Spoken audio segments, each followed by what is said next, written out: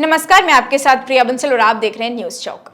भारत में 5 बड़े राज्यों में विधानसभा चुनाव नजदीक हैं और इसी कड़ी में प्रधानमंत्री नरेंद्र मोदी ने मध्य प्रदेश और छत्तीसगढ़ में वोटिंग से ठीक पहले बड़ा आदिवासी कार्ड खेल दिया है। आदिवासियों के विकास को ध्यान में रखकर प्रधानमंत्री ने बुधवार को झारखंड में पीएम जनमन अभियान का ऐलान किया है।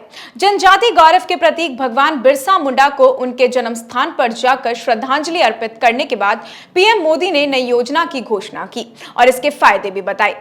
वहीं इसी के साथ पीएम मोदी ने आगे कहा कि पीएम जनमन योजना के तहत सबसे पिछड़े आदिवासियों तक सरकार पहुंचने वाली है, जिन्हें अब तक नजरअंदाज किया गया था। पीएम ने आगे कहा कि विकसित भारत के संकल्प का एक प्रमुख आधार है पीएम जनमन यानी पीएम जनजाति आदिवासी न्याय महाअभियान। सामाजिक न्याय जनरल बातें हुई हैं।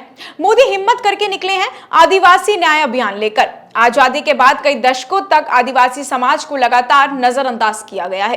अटल जी की सरकार ने आदिवासियों के लिए अलग मंत्रालय बनाया और वहीं पर ही बजट भी दिया। हमारी सरकार के दौरान अब आदिवासी कल्याण का बजट पहले के मुकाबले 6 गुना बढ़ चुका है। वहीं मोदी ने कहा कि पीएम जनमन के तहत उन पर सरकार उन आदिवासी भाई बहनों पर पहुंचेगी जिन तक अभी तक कोई भी नहीं पहुंच पाया है। ये तो जनजातीय समूह है जिनमें से ज्यादातर अब भी जंगलों में रहने के लिए मजबूर हैं। उन्होंने रेल को देखने की बात तो छोड़ो, आवाज तक नहीं सुनी है। देश के 22,000 से ज्यादा गांवों में रह रहे हैं ऐसे 75 जनजातीय समुदाय की पहचान सरकार ने कर ली है।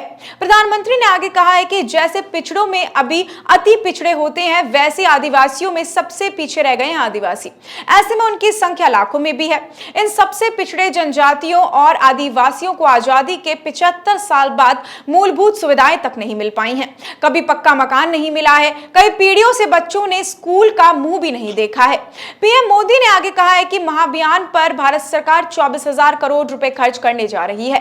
प्रधानमंत्री नरेंद्र मोदी इस योजना का ऐलान ऐसे समय पर कर रहे हैं जब 17 नवंबर को मध्य प्रदेश और छत्तीसगढ़ में विधानसभा चुनाव के लिए वोट डाले जाएंगे।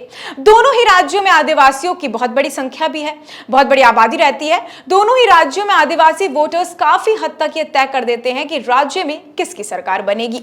मध्य प्रदेश में अनुसूचित जनजाति की 47 और छत्तीसगढ़ में 29 सीटें आरक्षित हो रखी हैं। भाजपा को उम्मीद है कि पीएम मोदी की ओर से किए गए नए ऐलान से न सिर्फ आगामी विधानसभा चुनाव बल्कि 2024 में होने वाले लोकसभा चुनाव में भी लाभ मिलेगा। अब इस पूरी खबर पर आपका क्या कहना है, हमें कमेंट सेक्शन में जरूर बताइएगा। ऐसी और भी तमाम अपडेट्स और जानकारियों के लिए आप बने रहिए हमारे चैनल न्यूज चौक के साथ। इजाजत दीजिए, नमस्कार।